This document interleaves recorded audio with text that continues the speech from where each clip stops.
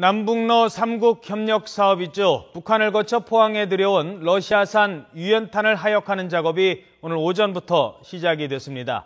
이번 시범 운송 사업이 본계약으로 연결된다면 남북관계도 적지 않은 영향을 줄 것으로 전망됩니다. 취재기자 연결돼 있습니다. 함영건 기자. 네, 통일부에 나와 있습니다. 그러니까 러시아에서 출발한 유연탄을 실은 배가 북한 나진항을 거쳐서 포항까지 아마 이런 일이 처음 있었던 것 같은데 일단 포항항에서 하역이 시작이 됐다고요? 네, 그렇습니다. 중국 선적 화물선인 신흥 마오시오가 예정대로 포항항 포스코 전용 부두에 접안하고 하역 작업이 차질 없이 진행되고 있다고 포스코가 밝혔습니다. 이번 하역 작업은 앞으로 4나흘 정도 걸릴 것으로 보이는데요. 유연탄은 포스코 포항 제철소로 옮겨져 품질 검토를 거친 뒤 고로에 들어가는 코쿠스 원료로 사용합니다. 각 참여 기업들이 평가하는 이번 시범 운송 사업은 일단 합격점입니다. 포스코 측은 이전에도 러시아산 유연탄을 사용한 적이 있으므로 품질 검증에는 큰 문제는 없을 것으로 본다고 밝혔습니다. 앞서 북한 나진항에서 현장 점검에 참여한 현대상선 측 관계자도 나진항 선적과 항만시설 사용에 아무 문제가 없다는 점을 확인했다고 밝혔습니다. 또 코레일 측도 러시아 하산에서 북한 나진까지 유연탄을 이송하는 과정도 철도가 막힘없이 운송 시간도 차질 없이 지켜졌다고 평가했습니다.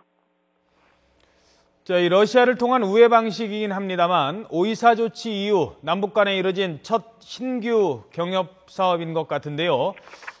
이게 지금 시범으로 하는 거고 본계약을 체결할 때까지 어떤 과정을 거쳐야 됩니까?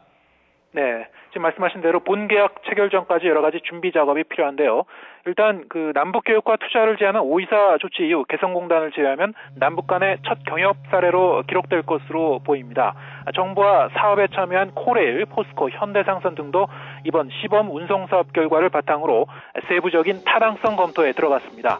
북한과 러시아 간의 합작 컨소시엄인 나선 콘트란스의 러시아 지분 가운데 49%를 우리 기업이 사들이는 본계약 체결을 위한 준비 과정입니다.